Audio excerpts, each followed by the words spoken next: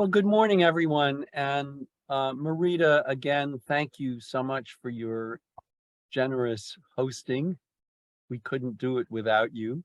No, it's my pleasure. And thanks everyone for coming today. It's a very beautiful day in the Boston area. So if anyone who isn't here, who might be out in the sunshine, I don't blame you at all. Um, we have more people joining us. This is great. And I don't know, this poem today seemed somehow right for our current political situation. And good morning, Pat. Good to see you. I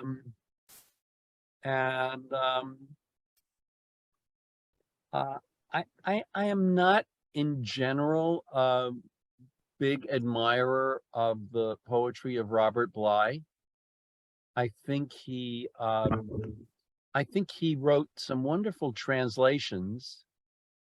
The poems I have mixed feelings about over the years. He was an incredibly popular and admired figure in the 60s. And I think he isn't much read these days. I could be wrong. I don't see much reference to him. But this is a poem I really love, and it's my favorite poem of his, and it seemed somehow right for our time. And let me read it. Sleet storm on the Merritt Parkway. I look out at the white sleet covering the still streets as we drive through Scarsdale. The sleet began falling as we left Connecticut, and the winter leaves swirled in the wet air after cars, like hands suddenly turned over in conversation. Now the frost has nearly buried the short grass of March.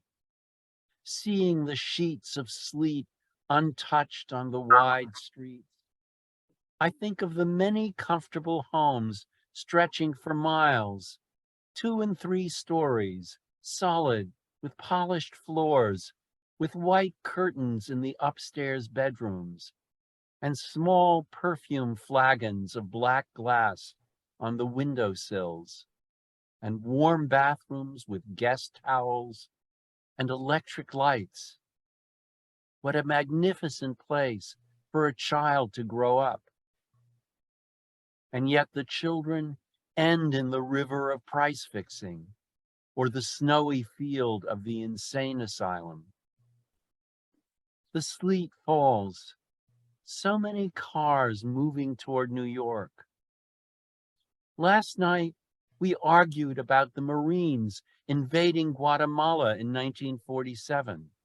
The United Fruit Company had 1 water spigot for 200 families, and the ideals of America are freedom to criticize, the slave systems of Rome and Greece, and no one agreed.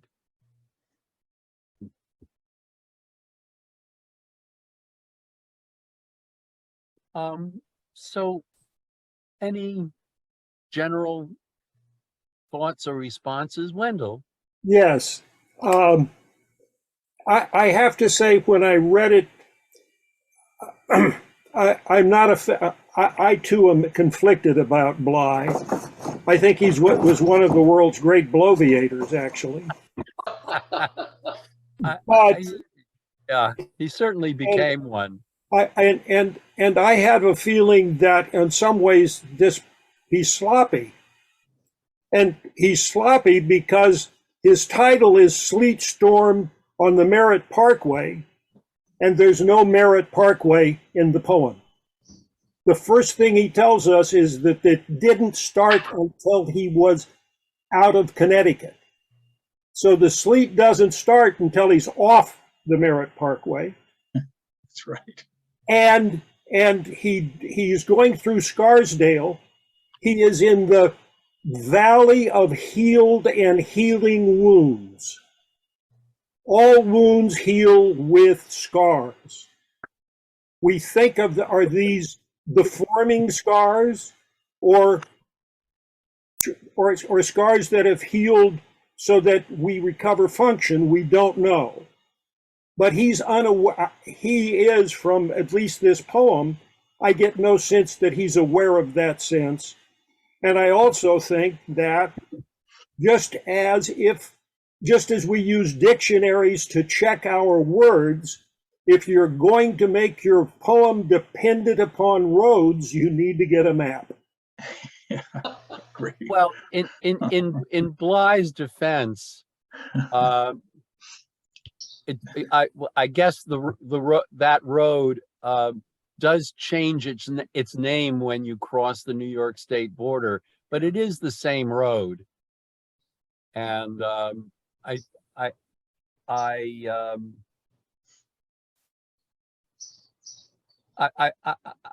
would just grant him that.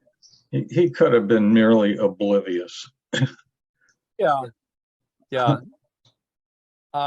There's a very good poem from Rattle on the death of Gordon Lightfoot, and that addresses just that issue of when it's okay to write in ignorance of the facts, and I've posted it on the chat for anyone who's interested. For those of Mary, yeah, you need to put you're muted. I am. Hi, Mary. Hello. Yeah, I was going to say I didn't have it's a little related to what Wendell was saying, but not the same. I don't really know the names of the streets, and I'm pretty ignorant about the geography there. But I did feel that the first third or so of the poem, until we get to the comfortable homes stretching for miles, I kept asking myself, is Bly trying to make it difficult to get settled in the first section of the poem, or is it just me having trouble with the imagery? So I don't know. I didn't really think sloppy, but the still streets and the motion are kind of at odds, and I felt as though each line is kind of disorienting. The winter leaves. I find it difficult to really know what the image is, what the scene is. I have trouble picturing the frost and the sleet and the short grass of March and the winter leaves. It seems like kind of an odd jumble, almost of different kinds of weather, and the clash between the stillness that he does seem to be wanting us to get and the motion. And then later we have so many cars moving toward New York. So anyway, just picking up a little bit on Wendell's point, it's hard to really know what Bly really wants us to see in that first section of the poem, to me. I just thought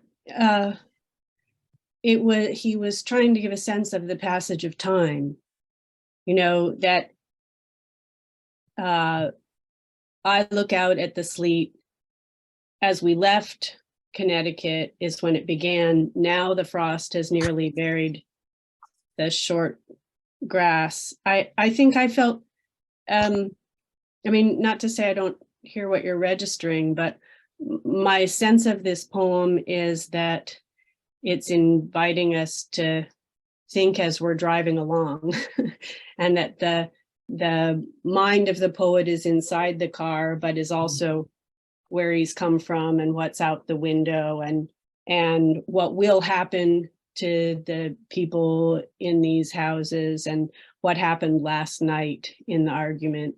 So I guess I sort of pictured it rolling through the scene and didn't necessarily think that the sleet storm was a fixed location, but anyway. I mean, just- I was having a conversation with someone who used to live in that area some time ago and who knew exactly where it was and who could identify the exact place. I have to say I've never had that problem. So I'll just chime in with that. But Pat, you're on mute.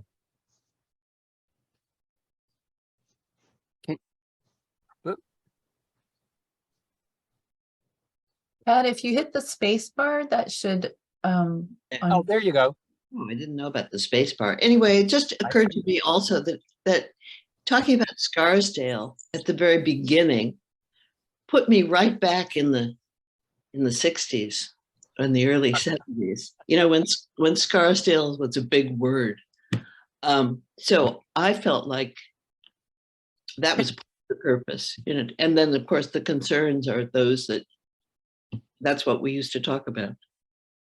Right. Can you say why Scarsdale? Because there's some people who might have no idea what and where Scarsdale is. Scarsdale, of course, my feeling about this is, as I say, the 60s, the 70s, and sort of the time when advertising was great. Scarsdale was the goal. And Can you just say what Scarsdale is? oh, it's a very wealthy suburb. Right. A suburb of New York. Train stops there. Close, yeah, the train stops there, close to the Connecticut border. Very, we used to use the word, those of us who grew up in Brooklyn used to use the word exclusive neighborhood. Yeah. Exclusive town. Yeah, any other sort of general thoughts about this? Well, you know, I get a sense in these early lines of dislocation, of being cocooned in a car, driving through this almost fairy tale landscape, Yeah. and peering into the, you know, supposed lives of some other people as some kind of, you know, disinterested or even disengaged observer. I'm wondering if part of that dislocation is also underscored by the leaves like hands turned up in conversation. I mean, that's like a question, like. Yeah. And Denise, go ahead. Oh, thank you. Yeah, that description of the sleet seems connected to the argument at the end of the poem, but generally the poem seems fragmented to me. I do want to go back to what Ellen said, because I think that opening image is really leading up to that particular line. So the winter leaves swirled in the wet air after cars, like hands suddenly turned over in conversation. Yeah, so that human element is being set up. I mean, we sort of forget about it as we read the rest of the poem until we get to the end. Yeah, Denise, can you say a little more about fragmented? Well, admittedly, I don't know the geographic area, but the parts seem, many of them kind of random, which I guess is what you would see looking out of the window of a moving vehicle, is disconnected scenes and images. But it's hard for me to find an intelligible through line in the poem. The conversational hands, but the question of slavery is not clearly connected with Scarsdale, even if that is his intention, which only occurred to me when I learned that Scarsdale was a wealthy, exclusive neighborhood, because I didn't know from Scarsdale. And it just seems irresolute to me. Lloyd? Yeah. I want to come to the defense of this poem. I mean, I felt Okay, the way Diane said, I felt that way, fragmented and disjointed. But if by the third or fourth reading, there's real connections made throughout the poem. And this is another leap, but it's a little bit like Lapis Lazuli, a little bit talking about civilization. And here we have civilization of America, and then the civilizations of Rome and Greece. And no matter what civilization you're in, there's always a dark side to the civilization. Just like in the middle of the poem, there's the white curtains contrasted with the small perfume flagons of black glass, the white and black. And then earlier, there's that sense of the frost has nearly buried the short grass in March, where even in nature, there's this clash between death and living. And so the poem really just does that throughout. And also there's an element of James Joyce in here with the sleet, where, the dead, where the snow is out there. And here it's the sleet that's sort of covering everything, which is depressing us and covering civilization. And so there's just a lot of stuff in here. And it really does, I think, tie up into a larger whole by the end. I'll stop there. No, thank you. And I agree with you. And I think one of Mary. Oh, I was just going to jump on that and also say, yeah, I didn't have problems with, I'm sorry, I was a little tough on the first section of the poem, but I do think that disorientation might be actually something that he wants. But I wanted to jump on that and just say, oh, I didn't have trouble with the, there's a kind of critique of empire at the end, which I think actually fits really nicely with the Scarsdale. I don't see those two kind of subtopics or whatever as fragmented, because the fruit company and the Marines and these hideous aspects of empire. Well, Scarsdale is kind of a pinnacle, right, of that kind of corrupt, ugly, inhumane stuff that's coming at the end of the poem. I liked that.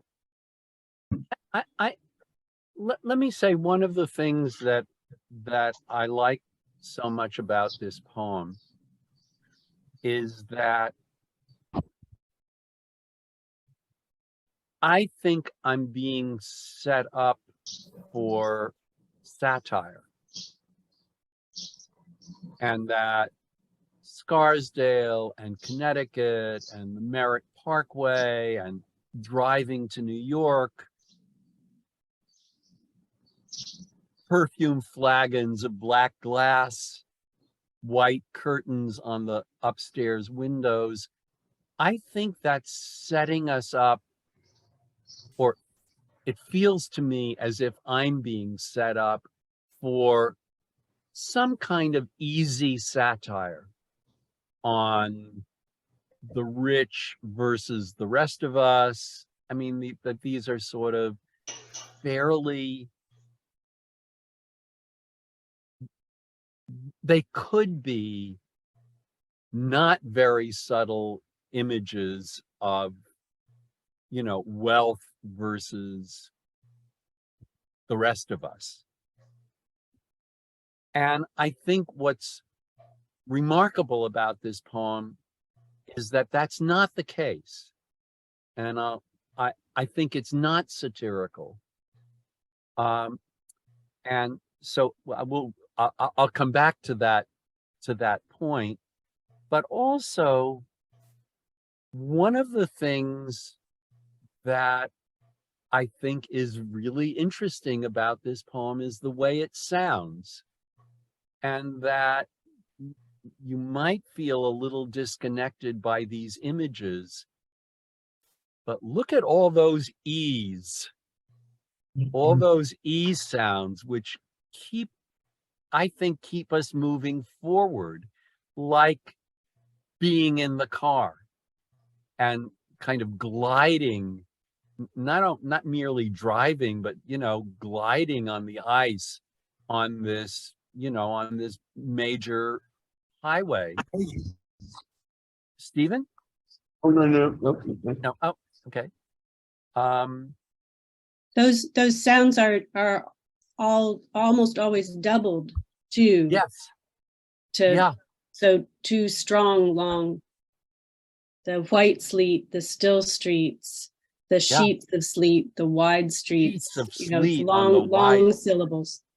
Yeah, sheets of sleet on the wide, even the I and wide, on the wide streets. These are all these things that you can see from the car, but you kind of, I've driven this route many times, and if I'm in a car with someone else driving, I want them to keep their eyes on the road, not on what's going along the side. So I feel a kind of tension in what is being observed, and how sort of scary that is. And then I find, I think this, like hands suddenly turned over in conversation. The leaves, like hands suddenly turned over in conversation, just seems like a terrifically good image. But I certainly wasn't expecting it. And then it's kind of left behind for a while. Right. So that I'm not sure when I read the poem, as I read the poem through, I'm not sure whether that image is going to amount to anything. But I like it as a poetic image. It seems like a very good image for the remaining, the leaves in the road in the storm being flipped over, and leaves are kind of like hands. But in conversation, that seems very interesting to me. It's very intriguing. And at this point in the poem, I really don't know where it's going to go. Lloyd, before we keep going, Ruth and Ellen both had raised their hands. Oh, thank you. To that. It's Jim. Go sorry, ahead, Jim. Ruth. Ruth, and then Jim. Yeah. No, it wasn't me, it was Peter, and he actually. Oh, Peter, yeah. Okay. You want to say something? Yeah. Please. Yeah. So, well, that line you're just talking about is a little bit ambivalent. It is possible that the cars are flipping. Just like wet air after cars, and the winter leaves swirled in the wet air after cars, like hands suddenly turned over in conversation. I never thought of it as other than the leaves. Right. But yeah, Jim, what were you going to say? I just wanted to go back to Scarsdale. Oh, sure. I didn't. Don't we all? Right. I don't see Scarsdale as a contrast with the end of the poem at all. I see Scarsdale as the pinnacle and the success of of limiting the spigot for 200 families. It's the fruits of that unfortunate labor that the United States has been involved in from the beginning. And so I think the slave system very much is consistent with that. I think it starts with that, and it leads to. So I find it in that sense more powerful. Denise. Thank you. I think part of the problem for me with the poem is that it is increasingly sounding like an insider poem for New Yorkers. Because really, those of you who have familiarity with these places put a whole different meaning on the poem, especially Scarsdale, which I learned 2 things about this morning. Otherwise, it's no different from Levittown, which I have heard of. I can't see it as a pinnacle of, the corruption of Western civilization because I don't know anything about it. And the Merritt Parkway equally is unknown to me. And I think the best line in the poem, and one of, the few relatable images, is the leaves turning over like hands, which makes me think they must be oak leaves, which are the ones that stay on the trees all winter and don't drop. But that's more like a nature poem than about a poem to do with the structure of the American Empire. And the other, the other pieces don't, for me, seem to be related to this image of Scarsdale. I would say that the poem was written in around 1961, and that I think maybe in the 60s, Scarsdale was a pretty familiar American image, and that most people would actually recognize it. I mean, there's a Leonard Bernstein opera. Of course, he's a New Yorker too, he became a New Yorker, but he's from Massachusetts. But there's a Leonard Bernstein opera called Trouble in Tahiti, which is very satirical about the wealthy American suburbs. And Scarsdale is, in Shaker Heights, Scarsdale, there's a whole list of sort of wealthy suburban communities in that opera that he would have assumed everyone recognized. So I think the intention was not to be mysterious, but as you say, if you're in the know, if you're a New Yorker in the know, but I think in the 60s, it would have been more generally recognized and identifiable. Now, Lloyd, also the descriptions of the houses, sort of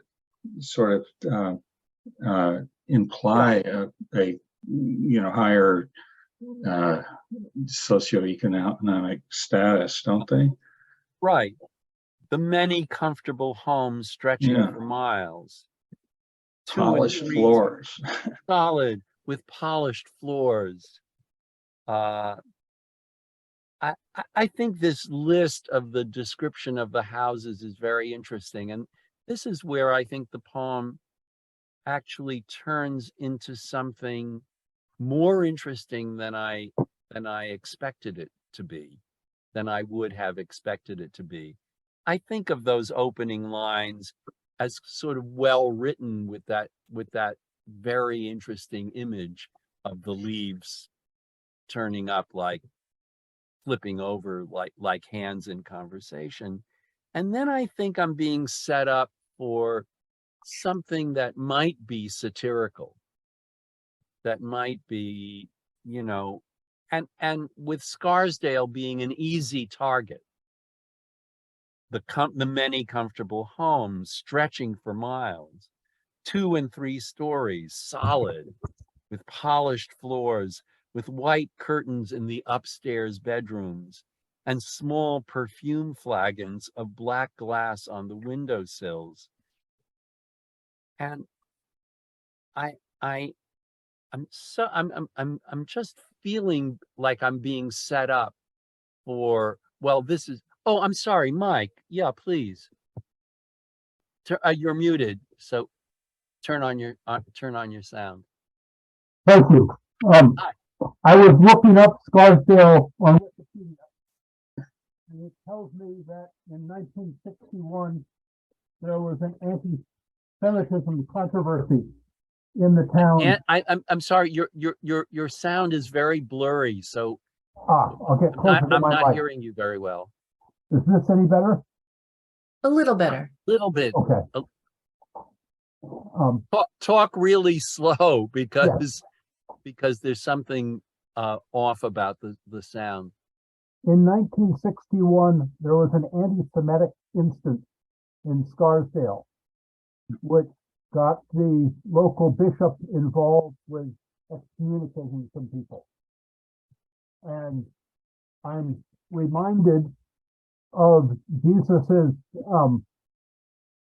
accusation of the Pharisees. You are like whitewashed tombs, which look beautiful on the outside, but on the inside are full of the bones of dead and everything unclean. Is that the Mike? Is that the reference, the whited sepulchres? Yeah. So I'm thinking that there may be a calling out of hypocrisy, and the sleep is like the whitewashed tomb. Well, what I was going to say is that I think it sounds like we're being set up for that, but I think we're not.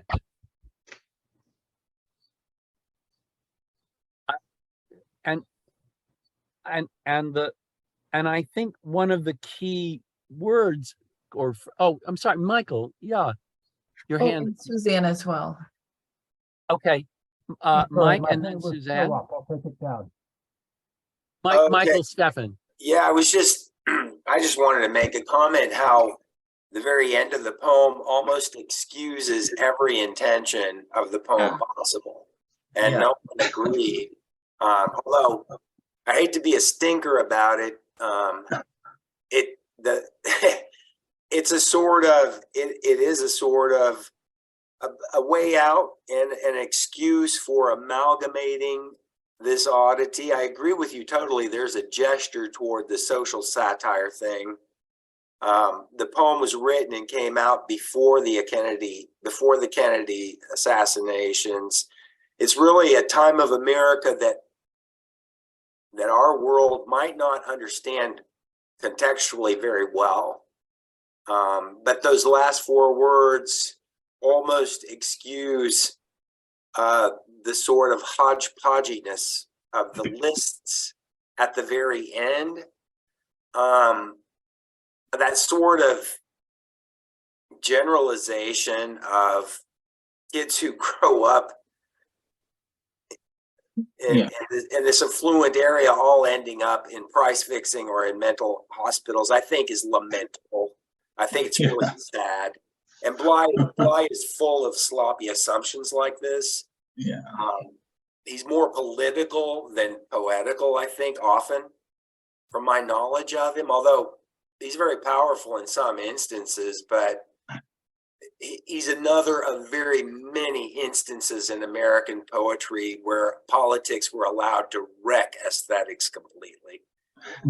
I believe that. And I believe 100 years from now, time alone will simply weed all of that drivel out. I mean, so those are my 2 cents. Thank you. You can tell he's from Tulsa. Yes, I'm hailing from Tulsa today, from my parents' home. Dan, turn your sound on, please. Yeah. Yeah. So I just want to say that I completely identify with this poem. People who know Cambridge may be able to envision the area to the west of Fresh Pond Parkway. And back in the 60s, 70s, I had a friend here in Cambridge who referred to that area as Scarsdale. And everybody knew exactly what she was talking about, although none of us were New Yorkers. It's a very affluent, sort of almost, you feel as if you're almost in a gated area because of Fresh Pond Parkway and how Mount Auburn Street and Huron Avenue sort of make that into a section. We knew immediately what she was talking about. The other thing that I connect with is the Merritt Parkway and this kind of drive. You can probably tell from my voice that I'm not native to this area. And my family and I, for decades, drove from Cambridge down to North Carolina and Virginia to see our families. And we drove down those parkways. And this sense of driving through, particularly when there might be sleet, when it might be a somewhat hairy drive, this feels so familiar to me. And looking out, passing time by imagining the lives of people in the houses as we would go past. I really like the poem. Thanks. Oh, good. I am totally with you. I mean, I'm a New Yorker, but I drove back when I was driving. I drove to New York, and I was driving back and forth on the Merritt Parkway quite frequently, and had that same experience. And it's terrifying in bad weather, but also that sense of, who are these people living in Scarsdale and Larchmont and all these, these sort of fancy places? Ellen, what you look like you have something to say. No, Jim and I, first of all, we both have kids living along there in Greenwich and Mamaroneck and New Rochelle, though not Scarsdale. This is so silly and inconsequential, and yet I'm hung up on it. Who puts perfume bottles on a windowsill? If you like perfume, no, really, if you enjoy wearing perfume, that would be a place that would damage the perfume, I think, even in a black bottle, because the sun and the heat, and I don't know, just that stops me and makes me feel like something is inauthentic here. Denise? Yes, that I agree completely with Ellen that those details seem inauthentic. In the 60s, most women were stay-at-home housewives. And of course they would polish their floors, whatever kind of house they lived in. And people did have curtains. And the curtains, when the breeze blows, would have knocked those perfume bottles off the windowsills. So I'd like to follow up on Michael's comment about the last four words, because can I do that? Because Can you wait on that for a second? Okay. Because I think the last four words are the most important thing in this poem. All right. And that, in fact, I was thinking our discussion is already a kind of perfect image of those last four words. Yeah. That our disagreements about the poem are exactly, part of what Bly is talking about. But can we just wait just a bit? Sure. And then I promise to come back to you. Can I ask you, Lloyd, something about your introductory remarks? Yeah. You started by saying that Bly's reputation is in decline, but that he was an important figure in the 60s on behalf of whom large claims were made. I just wondered in what terms those claims were couched? What kind of things did people admiring Bly tend to say about him? Yeah, well, I would say partly because the poems were political and the country was very divided, violently divided, and he was extremely outspoken and much admired for his writing. I think he kind of stopped being admired for his writing, you know, maybe a couple of decades later. He kept on, and he Lloyd, was. I think too, it's not just the political, but coming through the translations, belonging to a whole group of sort of deep image poets who were influenced by surrealism and moving into a kind of structuring the poem through leaps and dream logic, influenced by the poets in other languages that he was reading and translating, and whose work he was creating a readership for in English too, I think. Yeah. And I think his translations are on a whole higher level than most of his original poems. And some of those translations are really kind of sensationally good. He did a series of translations of the Indian, I think 17th century Indian woman mystic Mirabai. Anyone know Mirabai? And his translation. He did them with Jane Hirschfield. They did them together.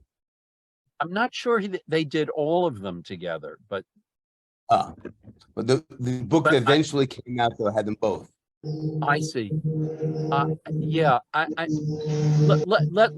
let's check that, because they may have both been translating, but I'm not sure they were translating together. No, I have Lloyd. I'll run upstairs and grab you the book later.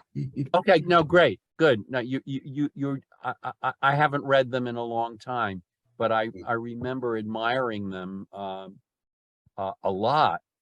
And I know that there are some musical settings of his Mirabai translations that don't credit Jane Hirschfield at all. So, she complimented to me though. She said he invited her to translate, and she was a young poet at the time, so she was so honored. But he really admired her poetry, and I thought this was counts in his favor. He said, a man should not be doing this alone," which is why they began part of that collaboration. Okay, I wonder if we're talking about the same translations. Oh, maybe not. I'm gonna get it to be sure, so I'm not giving you misinformation. Yeah, no, but thank you very much for that. And so he was admired on a number of different levels. And then of course he had a whole new audience later on, which was not so much the poetry audience as the male Iron John, is it? Iron John, all of that stuff, and that made him tremendously popular, but not in a literary way. But I think that partly cost him his literary reputation. So he was an interesting figure. Anyway, let's get back to I think I just take the black flag, the flagons of black glass on the windowsills. I just accept that as something that he may have noticed, and maybe he made it up, but I don't care. And I think the image is in flagons of black glass, perfume flagons of black glass on the windowsills, warm bathrooms with guest towels. And I think the most interesting that there's a sort of turn when he gets to an electric lights. Because electric lights is not, in this country, electric lights is not an image of wealth. Everybody has electric lights. But not everybody in the world has electric lights. So I think there's what sounds like it's about, what sounds like it's going to be satirical, I think turns out to be not satirical, just sort of an observation about, I don't know, possibilities in American possibilities, and that electric lights is not an object, is not an image of satire, but an image of, I don't know, we all have them. Electric lights isn't such a bad thing for everyone to have on even the lowest, so economic level. Lloyd, there's a few Yes. people who've got their hands up. Peter, Please. Now, yeah. and Chris. Chris? Chris? Yeah. Hi. Hi. Oh, there you are. I'm wondering whether the whether we are supposed to. You said, I don't know whether he has seen the black flagons or whether he's imagining them, and I wonder whether we're supposed to be thinking of him as having visited these houses, or whether it is purely something imagined as he drives down the parkway and looks out. And it's a very interior poem. It starts inside the car looking out, and then he imagines another interior. And I don't know whether it is an interior he knows or not. And that seems to me a kind of a question that's hanging over the poem. I just want to say, I think you'll get to this, but the image of so many cars moving towards New York is, for some reason, I found that very striking. And maybe the conjunction of the Marines moving in to Guatemala is, I'm not quite sure where that goes, but the idea of so many cars converging on the city. I don't know. I found it, the mise en scène I found very powerful, very, very identifiable in my own mind. Yeah, that's been my experience too. Yeah, Peter. Oh, Peter yeah. Desmond. Thank you, Lloyd. I would say that the warm bathrooms with electric lights sets us up for the United Fruit Company with one water spigot for 200 families. I agree. And I would point out that the invasion of Guatemala was in 1954, not 1947. Oh, really? I was living next door in El Salvador, and the embassy families all flew to El Salvador during the coup. What year was that again? 54.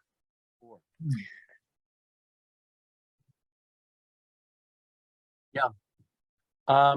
Stephen and then Wendell. I was going to make a general comment to support Bly.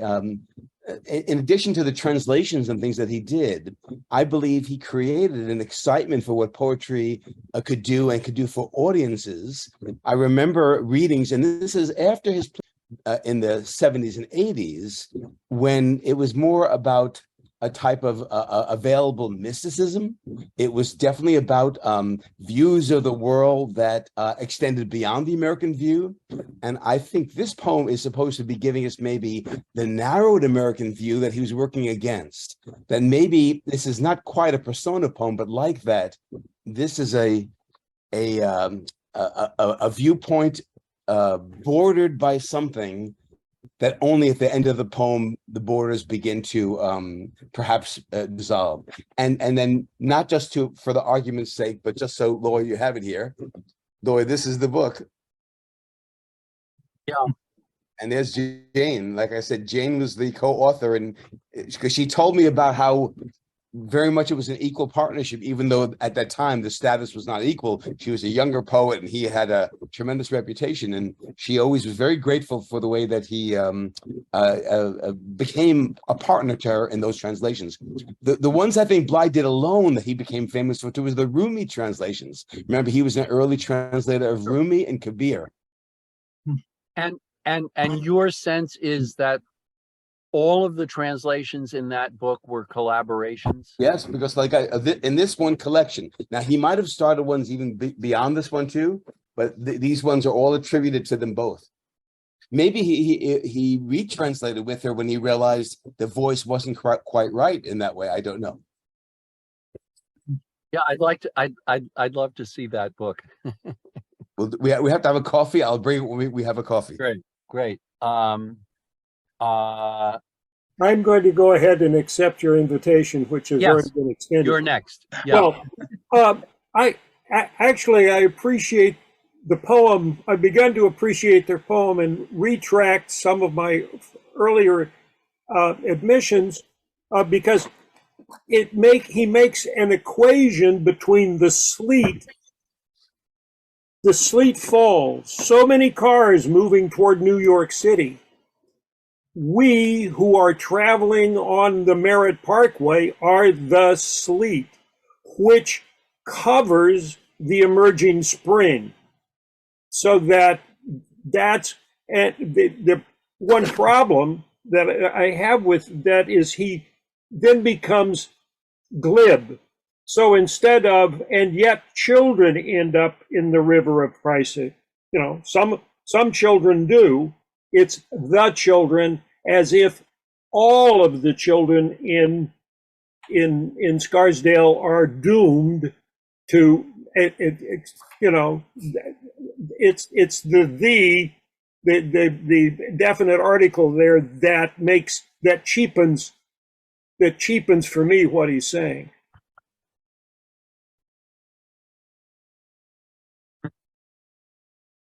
Yeah, I hear you. Lloyd, can I say something? John, please. Sure. Yeah, I want to go back to the black flagons, the black glass. Okay. To me, it's a really important image in the poem. Since it was written, those things have become sort of middle class tchotchke that the middle class put in their windows. They're blue, they're red, they're colorful. But back then, they probably didn't do that. And in the same sense, it echoes, if you've ever been to a museum, to the classic section, there's always a section of Roman glass, which the wealthy had, of course. And so the wealthy of Rome and now the wealthy of Scarsdale have these black things. And so this black glass really connects with the Roman Empire. So the American Empire is an extension of the Roman Empire.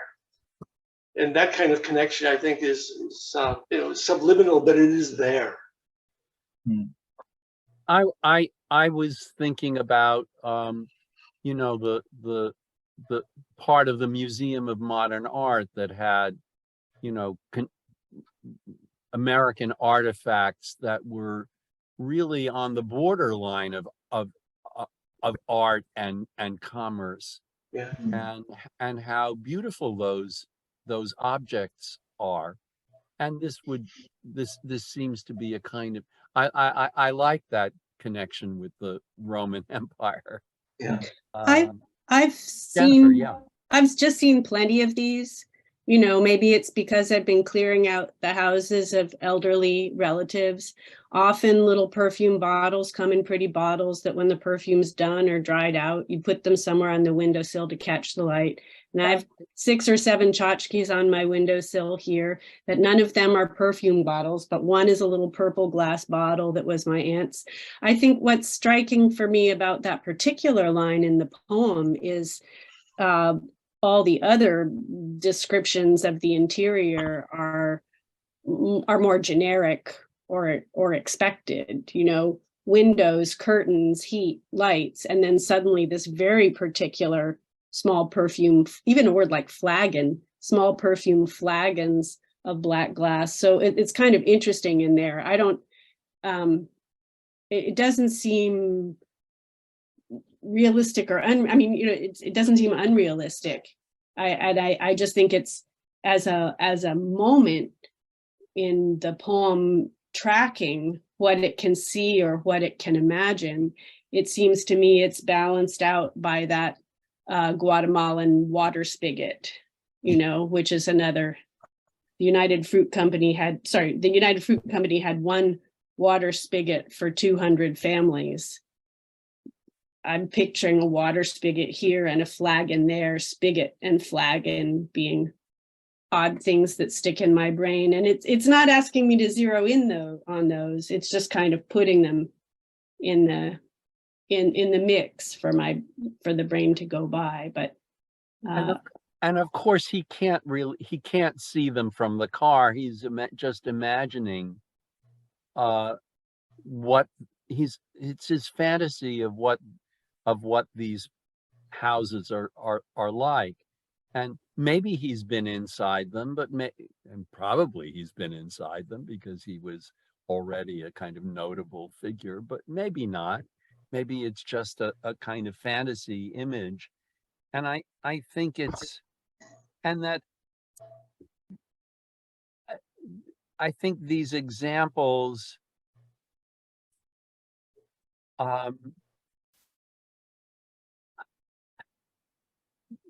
these are these things that follow up. What a magnificent place for a child to grow up.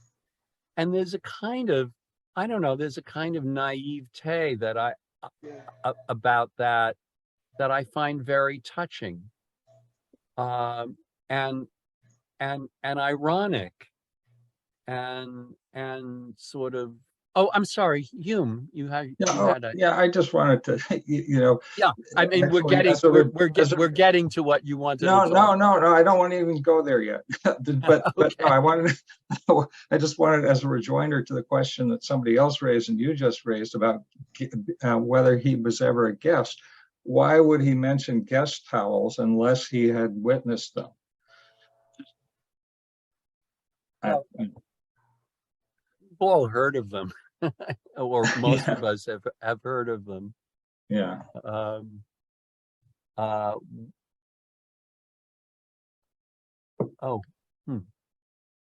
can I ask Lloyd about the river of price fixing? I mean, does that strike people as quirky and odd? I mean, the general point that despite the salubrious environment, the children go wrong and come to a bad end, and one can see how mental breakdown might be one way of going wrong, but does river of price fixing seem a rather strange alternative way of going wrong? I mean, I don't, the opposition doesn't seem to me to crystallize into anything particularly rational, does it? It just seems strange. Well, anyone want to talk?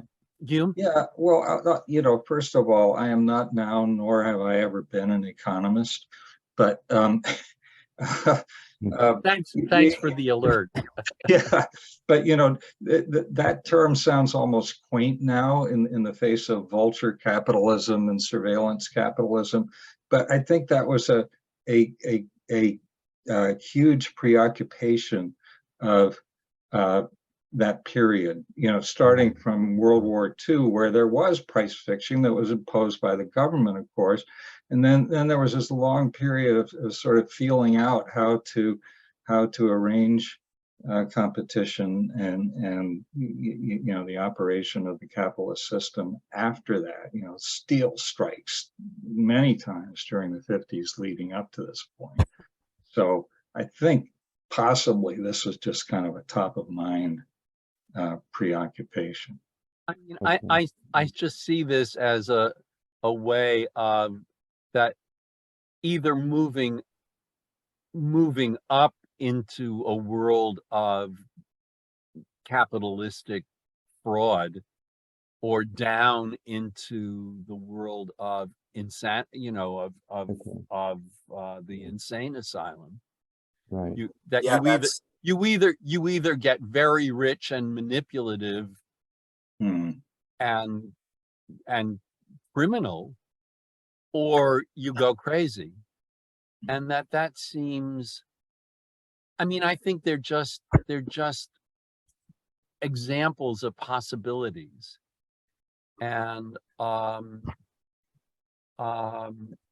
Chris, you have your hand up, but your image has disappeared. I'm sorry, I've shut my camera off because my internet reception isn't very good. I noticed that it's the river of price fixing. Yes, very interesting. The snowy field of the insane asylum. So I wonder what people make of that. Surely the snowy field of this insane asylum takes us back to the sleet. Right. I don't know where this insane asylum is. Maybe it's right around him.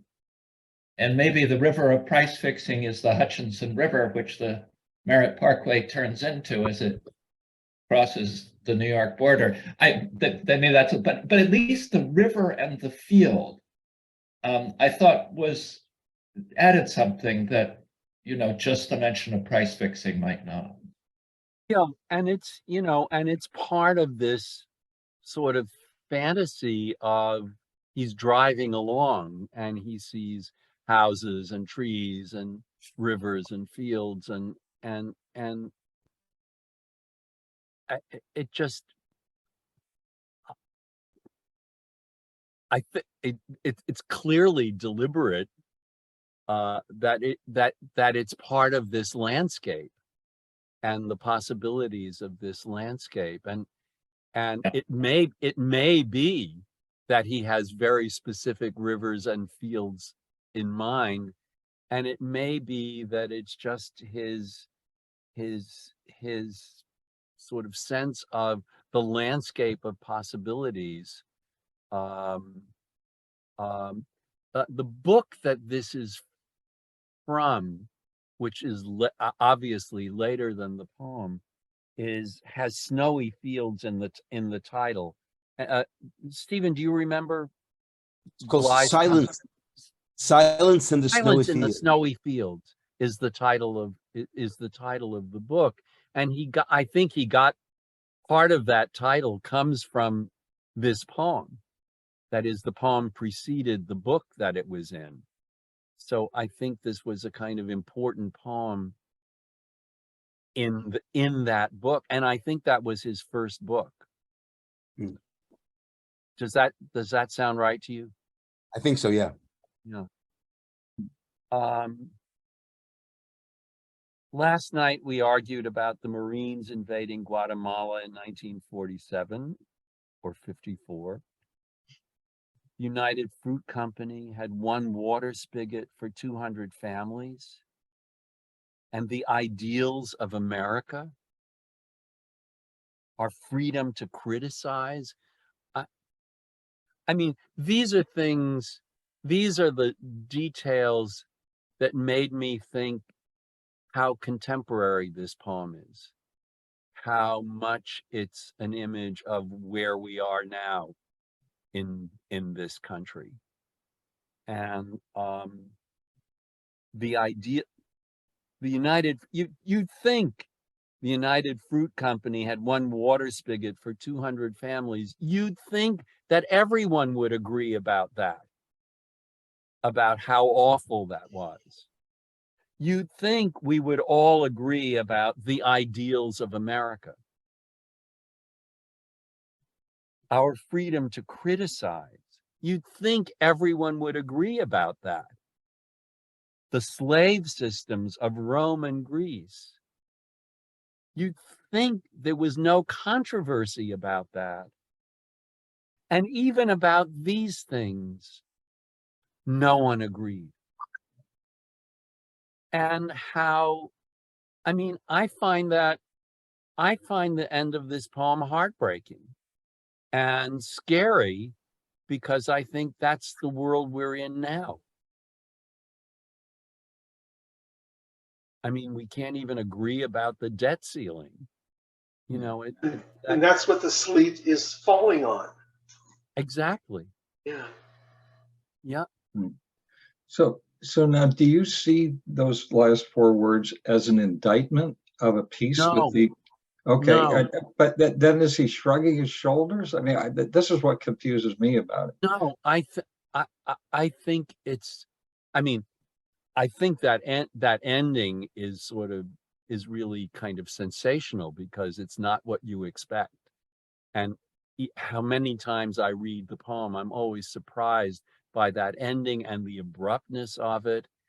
And I think it's sort of tragic, and that he thinks it's tragic.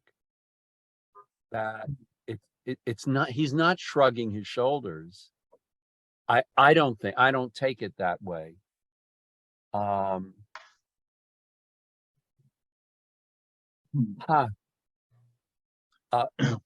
want Michael, I want to get back to your comment. It's very hard for me to read the chat comments, but yours caught my eye. But I think there's something just deeply sad about the end of the poem, and that it's not just shrugging his shoulders, oh well, it's like that, but we can't even agree about things that seem, how can we disagree about the ideals of America and our freedom to criticize? And yet look around us, and it's what we're disagreeing about. So I find the poem of just a tremendous contemporary interest, and that it's one of the things that moves me so much about this poem. I mean, it's not new that no one agrees about, I mean, that even the good guys don't agree. And but that, I mean, more than ever, that ending for me is so resonant, and that I think it's that it's really just sort of marvelous to have all of this stuff, this little journey, on the icy Merritt Parkway, and heading to New York, and all, imagining the houses, and thinking, what a magnificent place for a child to grow up. And all of that, what's passing our eyes in the poem, what's passing his eyes or going through his head, ends up with this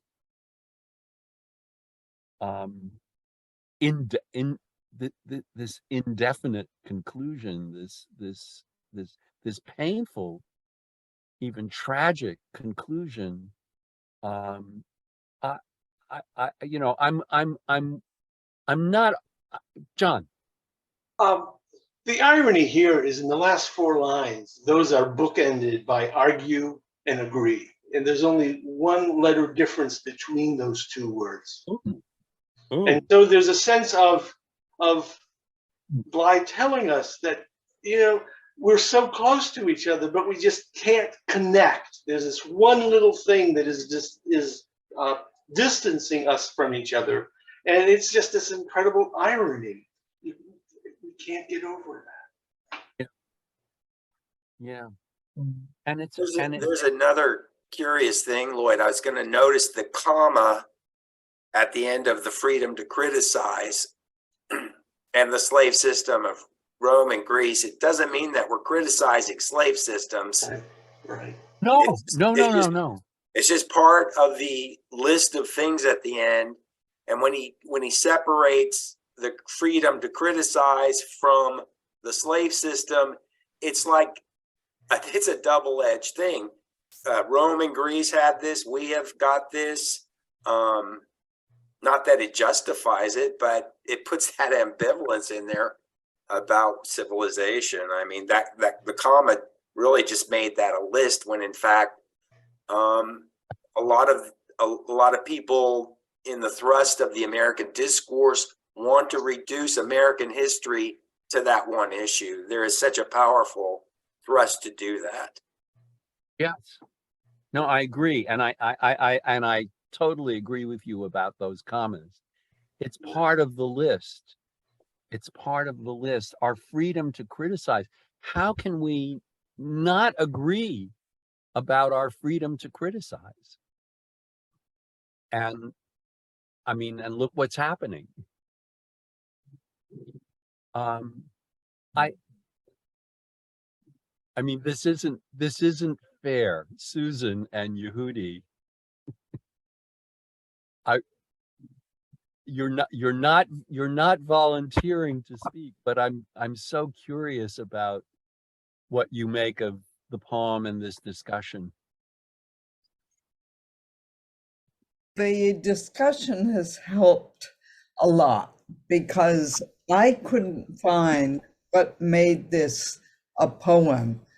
I couldn't find the device used, the kinds of things he was after to say seemed so trite, to take the sleet covering over all things that are wrong and then to come into the heat of the argument at the end.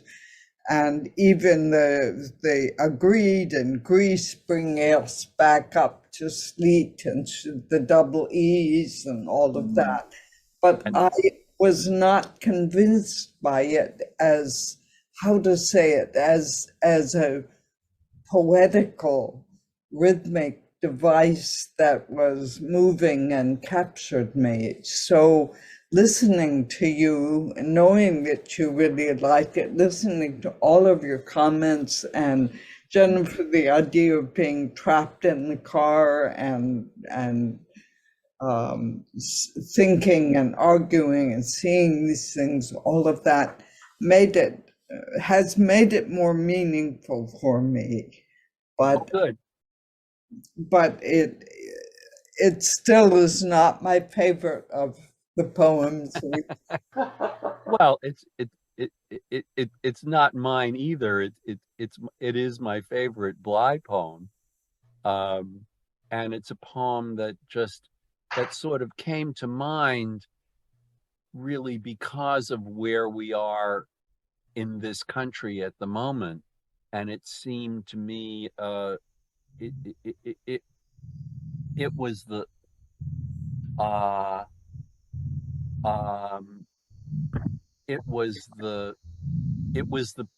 poem that came to mind as a real image of where we are right now in this country. Catherine, you have something, I think, profound in your chat which passed by me too quickly to read. So could you say what it is, what you were putting in? And welcome. Not really nice to see you. You're muted. Can you unmute? Yeah, it's been a struggle to get here. I'm sorry. I heard the children in the river of price fixing and the cars moving toward New York. I heard those combined to be lemmings racing into the sea because of the sort of the structure of the phrases. Hey,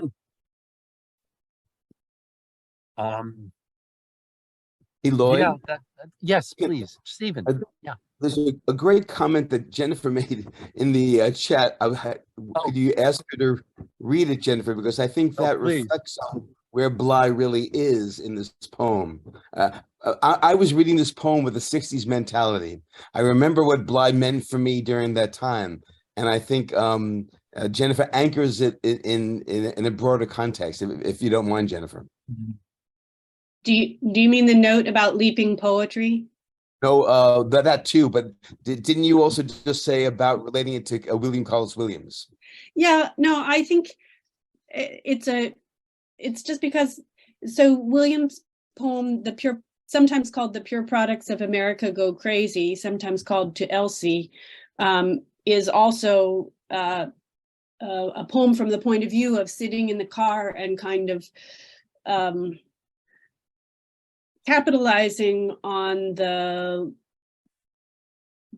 occasion just to have things occur. I'm not helping here, but saying, really asking the question, where are we going? You know, where are we going in our cars? Where did we come from? Are we really aiming to get to Scarsdale? Are we aiming? Does that mean we're aiming to jump into the river of price fixing or disappear into the snowy fields of the insane asylum? And how do we figure it out? And Williams' poems ends, I mean, he looks for an answer in nature and doesn't find that either, and ends with the lines, no one to witness and adjust, no one to drive the car.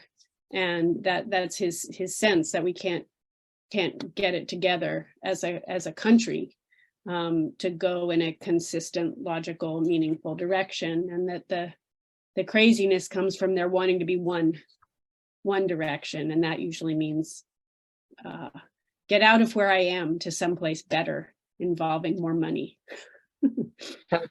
The reason Lloyd, I reacted to her comment is because I remember at the time I was a New York City kid as well, and something like Scarsdale and something like commuter lives, where people had these quote unquote bedroom communities, where New York was the metropolis where you could create vast wealth, but it was the horrible life. It was the Babylon. And then supposedly you could be guilt-free because you could flee in your cars to the pure, wider areas and have this wonderful American life. And I think Bly's poem is not, he's just undercutting that. It's as if he's part of it. He's in that stream. He's in that car. For all we know, he lives in Scarsdale, although I think Chris is right. He's probably a guest in Scarsdale. But I think he's just putting us in that place until we maybe can feel claustrophobic for that life that they were choosing. Lloyd, can I piggyback on your comment? I was looking back over the poem, and the first word of the poem is I, which gives this person the opportunity to look at the world around as we drive. It gives the person the opportunity to witness, to be poetical, to be a little leaning toward sarcasm. But by the time we finally get to people being together and conversing with each other, we couldn't agree. We argued and we couldn't agree. And so I've been trying to figure out, as I've been looking at this poem, what are those first 17 lines doing? And I now feel like I maybe have a little bit of a better handle on it when I see what happens with that second we in the fourth to the last line. Thank you. Thank you very much. Yeah, the I and we. I have to say, I have to tell you that the one time I ever met Robert Bly,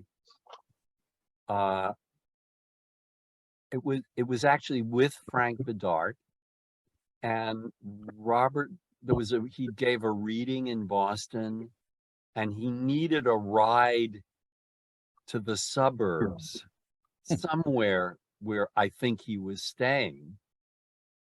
And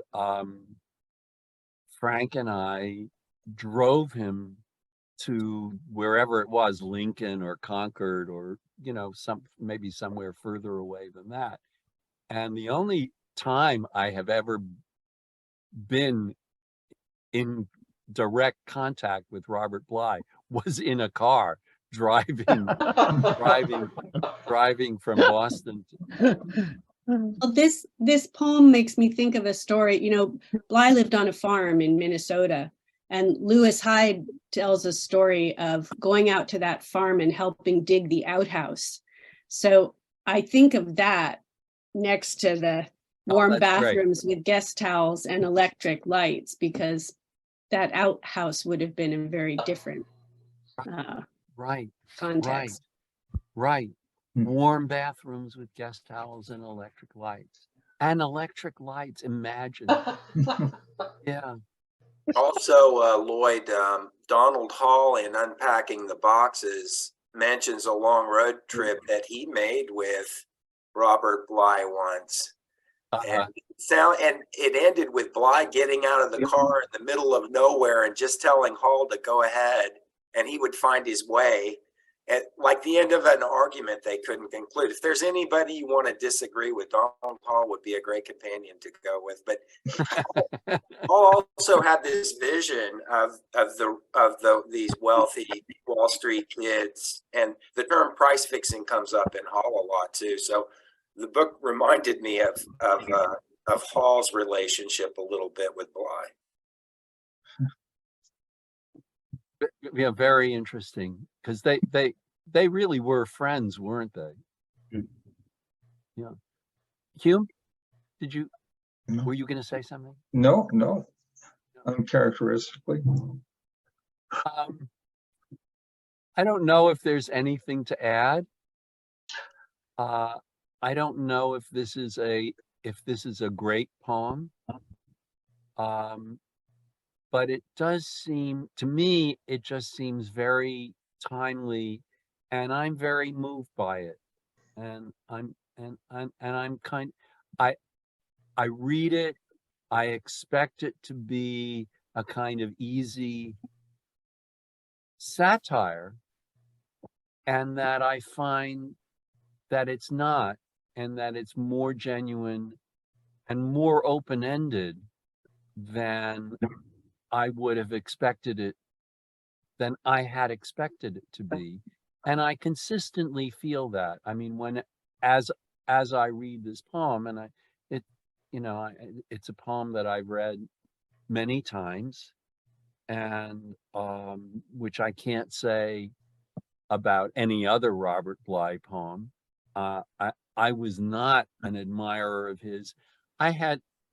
It's interesting that when the few times in the last few days that I've mentioned that this was the poem that we were going to discuss today, people have said, oh, you know, I really think James Wright is a better poet than Bly.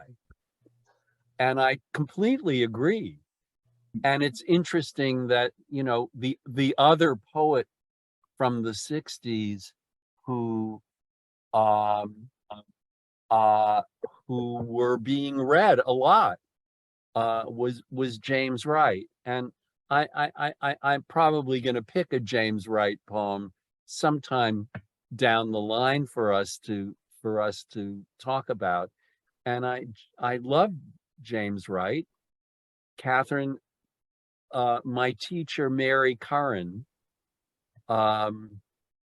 was of blessed memory. A blessed memory. She made us read James Wright, and his book St. Judas had just come out when I was in her class, and she was my college teacher and mentor. Yeah, we didn't read Robert Bly, but we read James Wright and Lowell and Bishop and Frost.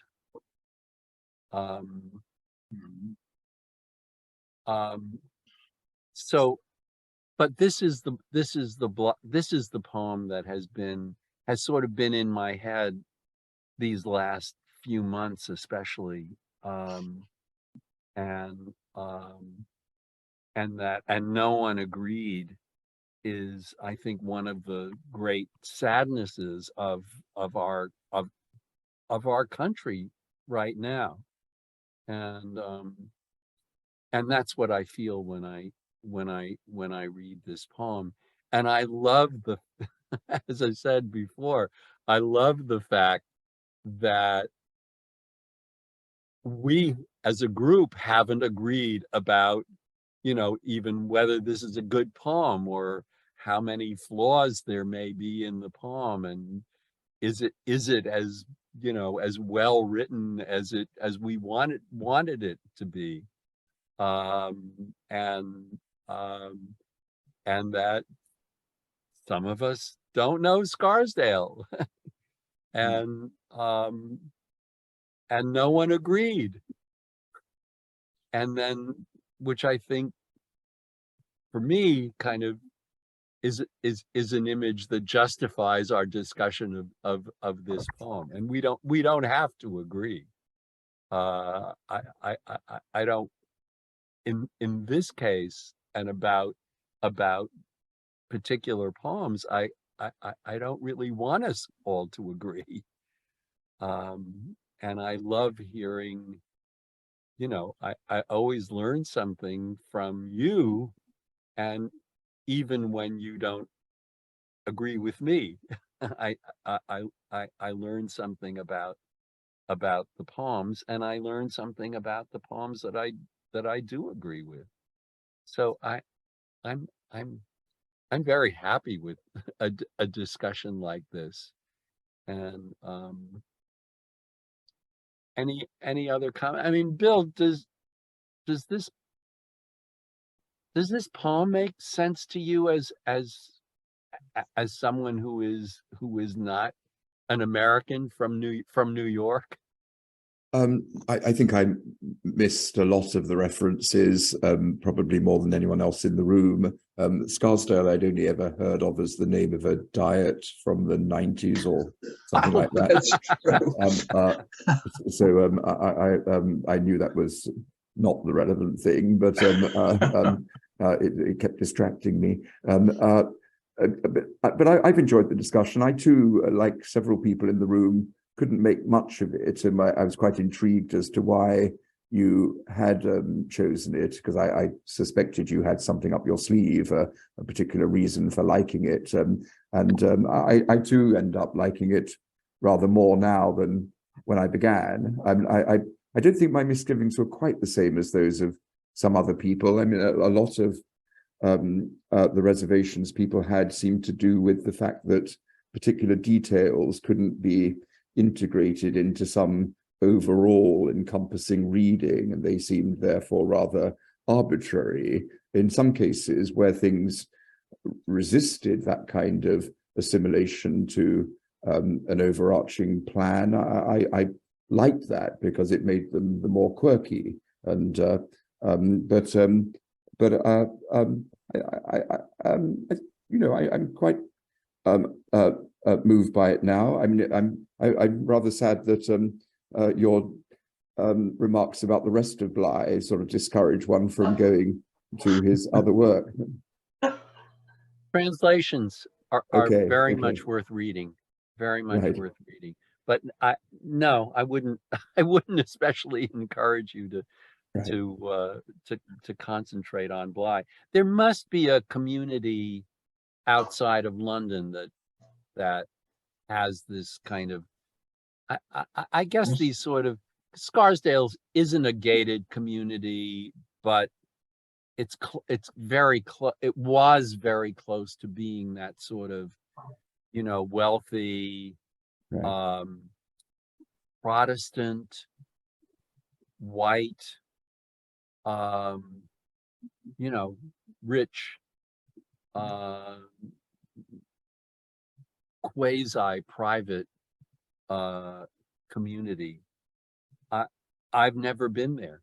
I've only passed it on the Merritt Parkway or the extension of that.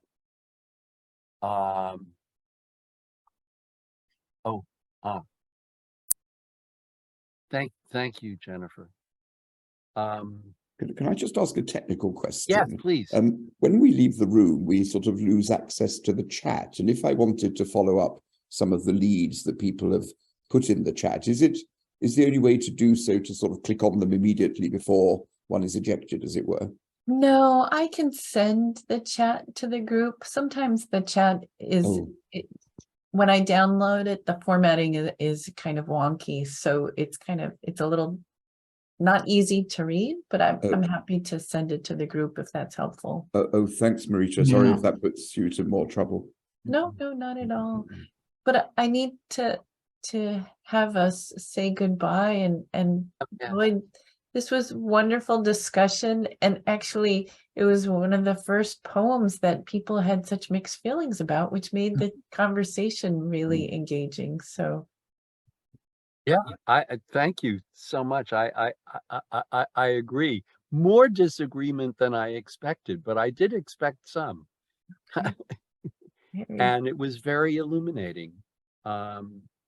So thank you so much for coming. If you live in this beautiful warm weather, any place close to this beautiful warm weather, have a lovely day.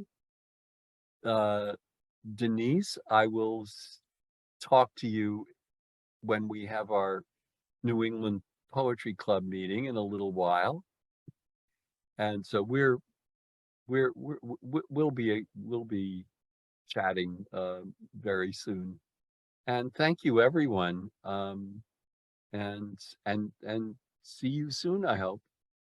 Thank you.